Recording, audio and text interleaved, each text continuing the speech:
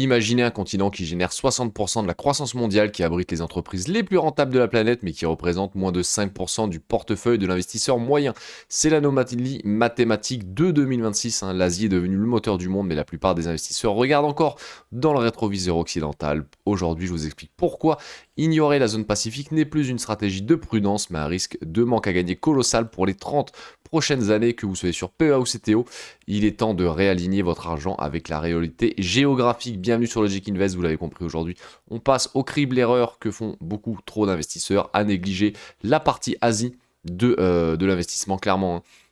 On peut le voir ici, juste dans cette petite loupe, on a de la moitié de la planète qui vivent là-bas. Donc on va voir dans ce GDoc pourquoi, l'erreur que font beaucoup d'investisseurs, le revenu moyen de cette pop, parce que j'entends beaucoup, oui, mais de toute façon, il n'y a pas besoin d'investir en Asie, j'ai du coca, les coca, il est vendu en Asie.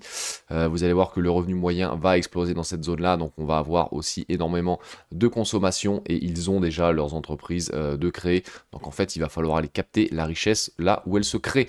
Les entreprises que vous ratez si vous n'êtes pas investi ici, comment investir, et ma petite conclusion. N'hésitez pas à vous abonner, n'hésitez pas aussi à aller checker d'autres vidéos que je fais sur la chaîne, n'hésitez pas aussi à me suivre sur les réseaux et de laisser un petit pouce, ça fait toujours plaisir. Maintenant, on est parti. Donc vous avez le pouvoir rhétorique vs la réalité.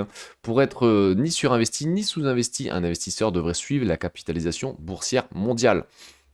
Donc le poids de l'Asie dans le MSCI ACWI en 2026, ça représente environ 18 à 20% en incluant le Japon, la Chine, l'Inde et les pays émergents d'Asie. Maintenant, le problème, c'est que la réalité des portefeuilles occidentaux, la majorité des investisseurs particuliers, notamment aux États-Unis et en Europe, ont une allocation en Asie souvent inférieure à 5%, voire zéro tout simplement, même s'il y a une petite partie d'Asie quand vous prenez le MSCI World. Le souci, c'est que vous avez, par exemple, vous n'avez pas la Chine dedans. Donc vous avez déjà plein d'entreprises qui vous échappent, et ça c'est très mauvais. Donc il y a plein d'ETF à choper sur le sujet, on ira les voir après. On a aussi en deux le biais domestique, le phénomène du home bias. C'est le principal responsable. Les investisseurs ont tendance à n'acheter que ce qu'ils connaissent. Donc aux États-Unis, alors là c'est encore pire, environ 50% des investisseurs particuliers n'ont aucune exposition directe aux actions internationales, et donc aucune en Asie. Donc pour ceux qui en ont, l'Asie représente souvent une fraction minime de leur poche internationale, et en Europe, on est un peu plus ouvert parce qu'on a bien compris qu'en fait en Europe, on a très peu de sociétés qui pèsent. Quand on enlève ASML, on en a très très peu, donc voilà pourquoi on est un petit peu plus... aguerri sur le sujet. L'Asie est souvent reléguée à une ligne emerging market. Mais qui peut dire que l'Asie encore fait partie des marchés émergents? Enfin bon, bref, qui ne dépasse pas 3 à 5% du portefeuille total. Donc là encore, on est loin du poids de l'Asie dans le MSCI AWI. Même si au final, si vous excluez le Japon, le poids il va être beaucoup plus faible. Et moi, j'ai tendance à dire qu'il faut exclure le Japon de ces ETF pour l'Asie, parce que sinon vous aurez une trop grosse pondération pour le Japon. Et est-ce que le Japon va faire énormément de croissance à l'avenir? Moi, je ne pense pas. Mais on y reviendra un petit peu plus tard. On a aussi l'état de sous-détention.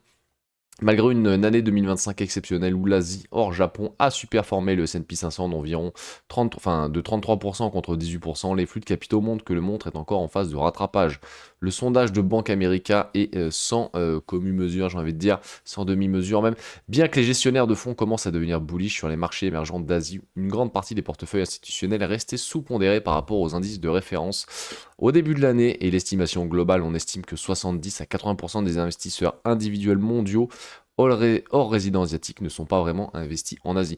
Et là, je peux comprendre qu'en faisant du stock picking, on n'ait pas envie d'aller acheter des actions, notamment en Chine, parce qu'on n'est pas réellement propriétaire de ces actions, mais vous avez des ETF qui existent, et même si on a envie d'investir par exemple au Japon ou à Hong Kong, on nous vend des lots d'actions, donc il faut acheter, j'ai une connerie, moi, peut-être 100 ou 1000 actions, donc ça peut représenter des grosses sommes sur certaines entreprises.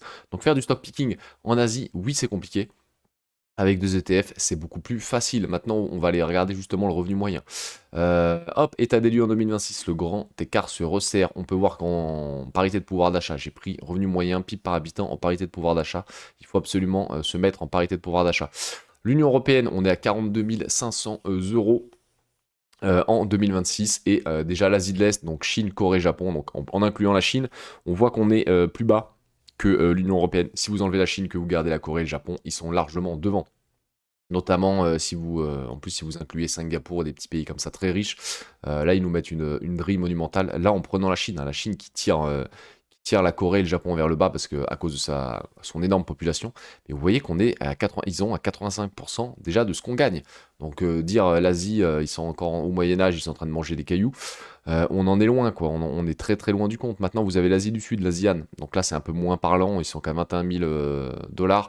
Mais eux, pareil, ils partaient de très loin. Et après, on a l'Asie du Sud, hein, l'Inde, le Pakistan. Eux, ils sont encore à des années-lumière. C'est pour ça que moi, je n'investis pas encore ni sur l'Inde, ni sur l'Asie du Sud.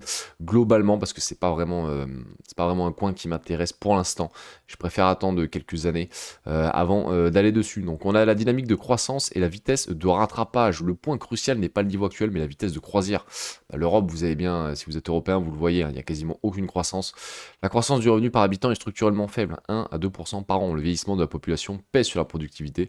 En Asie, la croissance moyenne est de 4 à 5% avec des pointes à 6 ou 7%. En Inde et au Vietnam, c'est normal, ils partent de très très loin. Mais voilà, là, il y a de la croissance. Chez nous, il n'y en a quasiment pas. Donc, on va faire une projection à 30 ans. Parce que quand on construit un portefeuille, on est tous là, tout le monde est là à nous dire oui, mais moi, je suis là pour les 30 prochaines années. Mais si tu es là pour les 30 prochaines années et que tu achètes comment dire, des entreprises full européennes, bah bonne chance à toi en fait, parce que tu vas rater vraiment le boom économique qui va se passer. Donc à 30 ans, selon les modèles de l'OCDE et réactualisé en 2006, voici à quoi devrait ressembler le monde dans 30 ans, la convergence des revenus. En 2055, le citoyen asiatique aura moyen, donc là c'est vraiment tout le citoyen asiatique, hein. Donc en prenant l'Asie du Sud, l'Asie du Sud-Est et l'Asie de l'Est, donc il y aura forcément des disparités. Je pense que l'Asie de l'Est sera beaucoup plus riche que nous, et l'Asie du Sud peut-être aussi, enfin l'Asie du Sud-Est surtout, l'Asie du Sud peut-être moins. Mais voilà, euh, voilà à celui d'un Européen d'aujourd'hui, donc voilà, ils auraient quasiment 40 000 dollars de parité de pouvoir d'achat dans 30 ans. L'Europe en 2025, bien qu'elle reste plus riche par habitant en termes nominaux grâce au patrimoine accumulé, donc si on enlève notre patrimoine, on n'aura plus d'avance, hein. Son avance en PPA sera marginale par rapport à l'Asie de l'Est. Et ça, c'est vraiment ce qu'il faut comprendre. On va avoir une explosion de la classe moyenne, hein, le véritable changement social. Dans 30 ans, c'est qu'on aura 3 milliards d'Asiatiques supplémentaires qui rejoindront la classe moyenne mondiale. Et l'Asie représentera plus de 50% de la consommation mondiale. L'Europe ne représentera plus que 9 à 10% du PIB contre 15% aujourd'hui. C'est quasiment, alors on va pas abuser, c'est pas quasiment un moins 50%, mais on va prendre une belle calotte dans le PIB mondial. Donc c'est bien beau de me dire oui, j'investis sur PEA, j'ai des boîtes françaises qui vendent en Asie, mais est-ce que ces boîtes françaises qui vendent en Asie ne vont pas voir des concurrents émerger pour prendre leur part de marché? Alors quand ça va être ASML, Air Liquide, etc., ça va être peut-être compliqué, mais pour d'autres boîtes, moi je pense que la question va largement se poser. Maintenant, on va aller voir les entreprises que vous ratez. Je me suis pas pris la tête, hein, j'ai pris le top 15 des entreprises les plus profitables d'Asie, juste en profit net. Donc déjà, si vous n'êtes pas investi en Asie, vous n'avez pas de TSMC clairement. Donc si TSMC n'existe pas, et si ASML avant dans la chaîne n'existe pas, il n'y a pas d'NVIDIA, il n'y a pas de data center, il n'y a pas d'IA tout simplement. Donc TSMC, il faut vraiment comprendre que si vous ne l'avez pas dans une partie de votre portefeuille, vous passez à côté de la croissance monumentale qu'elle va avoir dans les 10 prochaines années.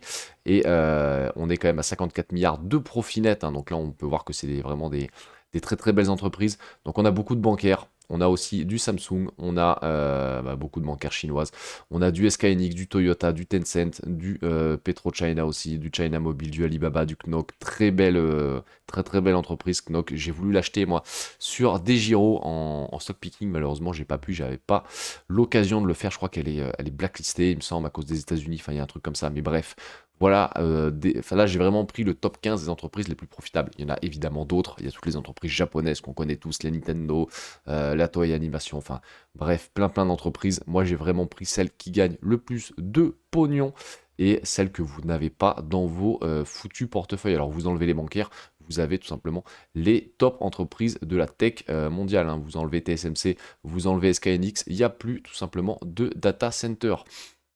Et là maintenant, vous allez me dire, mais comment on investit sur PEA, sur CTO? J'ai fait la liste, hop, des meilleurs ETF comment dire, à posséder tout simplement. Moi, l'ETF que j'ai, c'est le iShares MSCI. Far East, ex-Japan, on exclut le Japon. Pourquoi on exclut le Japon? Parce qu'on ne veut pas que le Japon pèse trop dans la capitalisation. Si vous prenez des ETF et que vous avez le Japon dedans, vous aurez trop d'entreprises japonaises aux premières places et du coup vous aurez une moins bonne pondération. Voilà.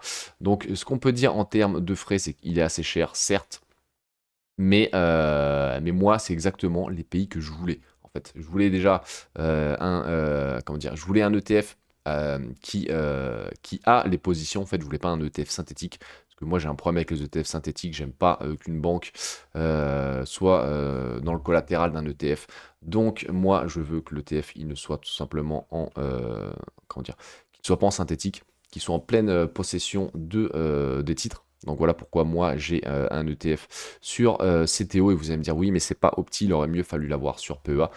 Peut-être, mais moi je ne veux pas d'ETF synthétique. D'ailleurs en plus il y a les députés je crois qui se sont penchés sur la question des ETF synthétiques là, donc moi je sens que ça commence à puer un peu pour le PEA sur les ETF synthétiques. Mais bref, voilà ce que je voulais, moi je voulais Taïwan, Chine, Corée du Sud.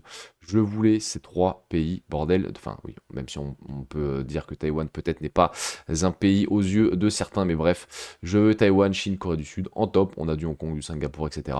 Donc qu'est-ce qu'on trouve ici hein? Du Taïwan, là on est vraiment sur la tech, hein. Taïwan, Samsung, SK Hynix, Tencent, Alibaba, China Construction, bon après il y a des boîtes un peu moins connues, mais vraiment les 4 premières, même les 5 premières, c'est des boîtes que tout le monde connaît, c'est des boîtes de tech, et c'est des boîtes qu'on a envie d'avoir en portefeuille. Donc on n'a pas envie peut-être de faire du stock picking dessus, c'est pas grave. On fait péter un DCA sur cet ETF là, pareil, hein, si vous voulez chercher les meilleurs ETF, vous allez sur Just ETF, c'est très simple, vous cliquez sur le petit screener un peu, vous cherchez exactement, je sais pas, vous voulez un ETF sur l'Inde, vous allez cliquer sur l'Inde, patati patata, vous voulez peut-être plus de la tech, des services financiers, etc. Il y a tout un panel de choses assez sympas à faire. On a en numéro 2 le standard, hein, c'est le choix par excellence pour ceux qui veulent les croissances émergentes. Il me semble que celui-là, il n'est pas noté là, mais je crois il est commandé, il est ESG. Donc c'est pour ça que je ne l'avais pas pris, moi. Parce que il est un petit peu moins cher. Le souci, c'est qu'il est ESG. Donc en fait, vous avez, alors même si ça pèse très peu là, vous enlevez les pétrolières, vous enlevez les ventes d'armes. Alors il y a très peu de boîtes dans ce ETF là, mais moi j'avais pas envie d'un ETF ESG, donc c'est pour ça que j'ai pas pris celui-là. Et maintenant on va passer pour PEA. Pour PEA, le meilleur c'est le PA, le PAGE, j'appelle comme ça clairement. C'est le couteau suisse d'Asie pour le PEA. Il suit l'indice. Bon là par contre il est entre guillemets assez cher certes, mais il est synthétique, donc moi je ne voulais pas de TF synthétique, c'est pour ça que j'en ai pas mis sur le PEA. Mais autre point négatif pour moi, vous avez de l'Inde, vous avez de l'Australie, pour beaucoup. Je crois qu'on peut aller le voir, il me semble que, hop, non je l'ai pas ici, mais on va aller le trouver ensemble les amis. Vous allez voir, il n'y en a pas pour 2 heures. Et on va aller vérifier ce que j'étais en train de dire, ce que j'étais en train de vous dire, et vous allez voir que c'est très relou d'avoir, enfin très relou. Si ça vous intéresse pas, ah mince, on peut pas aller le voir ici, c'est vrai, parce que vu qu'il est synthétique, on peut pas avoir toutes les positions. Mais bref, il a beaucoup d'entreprises australiennes dans les 10 premières positions. Est-ce que vous avez envie comment dire, d'être exposé à l'Australie quand vous voulez chercher vraiment la croissance asiatique? Moi, je ne sais pas. Donc, c'est vraiment la première chose qui peut vous dire, c'est sur quel support vous voulez mettre, PEA ou CTO, une fois que vous avez décidé votre support. Est-ce que vous voulez de l'Australie? Est-ce que vous voulez pas d'Australie? Est-ce que vous voulez de l'Inde? Pareil, là, il y a des boîtes indiennes. Si vous voulez vraiment capter que de la croissance, euh, comment dire, vraiment que de la croissance des pays émergents et pas choisir par exemple l'Australie, il va falloir aller chercher celui-là, hein, le plus dynamique. Ça va être l'Amundi PEA MSCI Emerging Asia. Donc là, vous avez vraiment que les pays émergents, même si la Chine est dedans, enfin, c'est complètement fou, hein. Chine, Inde, Taïwan, Corée, Thaïlande et Vietnam. Le problème, c'est que voilà, cet ETF aussi suit le SG Leader, donc ça, c'est un peu relou, mais bon, hein, c'est comme ça. Mais ce qu'il faut vraiment vous dire, encore une fois, hein, c'est quelle enveloppe vous voulez mettre. Si c'est CTO PEA, si c'est PEA, est-ce que je veux être investi sur l'Australie, etc. Ou est-ce que je veux vraiment l'Asie, on va dire, émergent dedans, même si la Corée n'est plus émergente, etc. Mais bref, vous avez compris. Et si c'est CTO, vraiment, pour moi, le meilleur à avoir, c'est le MSI. Far East, ex Japan, clairement, parce que là, quand je vois moi les 10 premières positions, il est très bien. Et on peut même aller voir, mais attendez, on va aller voir même ces petites, hop, on va aller voir ses petites perfs, et il a défoncé le S&P 500 l'année dernière, hein, clairement. Parce que alors sur 5 ans, il avait pris une belle claque, parce qu'il y avait des gros problèmes il y a 5 ans en Chine, notamment, la bourse était un peu pété la gueule. On va aller voir en termes de rendement. Voilà, alors hop, sur 5 ans, c'est que 17%, mais sur 3 ans, il fait plus 50%. Il a performé de zinzin en un an, plus 37%. Voilà pourquoi il ne faut pas rater, justement, dans les portefeuilles comment dire, ces ETF et cette cette sous-pondération que tout le monde a sur l'Asie. Il faut en faire une force, il faut au moins la pondérer convenablement à 20% du portefeuille. Je pense que ça peut être c'est loin d'être déconnant. Hop, et maintenant, on va passer, les amis, à ma conclusion, les amis. C'est pour moi ce qu'il faut retenir, hein, c'est que l'opportunité, hein, tu exploites une sous-exposition massive, hein, les autres investisseurs n'ont souvent que 5% d'Asie, tout en profitant d'une convergence des revenus qui booste la consommation intérieure. Donc le faire ce choix actuellement et maintenant, c'est avoir une longueur d'avance sur tous les autres qui viendront plus tard. Donc plus vous allez pouvoir accumuler, plus les ETF vont grossir dû au boom qu'il va y avoir dans cette zone, hein. Les champions, ton portefeuille capte des machines à cash colossales comme TSMC, etc. On peut aller sur SKNX, on peut aller sur Alibaba, sur Tencent, etc. Et le choix PEA, clairement, hein, l'ETF Amundi, PEA, Pacific, le PH, c'est vraiment le meilleur outil pour maintenir cette exposition de manière diversifiée. Parce que je sais qu'il y a énormément de gens qui sont sur PEA, il y a énormément de gens qui ont du mal aussi à franchir la petite case CTO, malgré que pour moi, il faut avoir les deux, et un CTO est clairement obligatoire. Et j'en ai très peu parlé, mais il y a un risque de détenir d'acheter des actions en Chine, un risque de propriété. Donc là, je comprends totalement les gens qui veulent pas faire du stock picking en en achetant du Alibaba, du Tencent, etc. Ça, je peux le comprendre. Par contre, ne pas avoir d'ETF en 2026 sur toute cette zone-là, c'est clairement une hérésie totale. Et pour moi, il y a un manque à gagner. Enfin, vous allez prendre un retour de bâton dans la tête et il y a énormément de manque à gagner. On l'a vu déjà l'année dernière, plus 37%. J'ai envie de dire qu'attendez-vous. N'hésitez pas à me dire en commentaire ce que vous en pensez, ce que vous en avez déjà en portefeuille. Dites-moi si vous avez des actions, si vous avez des ETF. On se retrouve, nous, dimanche pour le deep dive d'une société asiatique. Encore une fois, j'ai envie de dire. Même si la semaine dernière, on a fait Nike.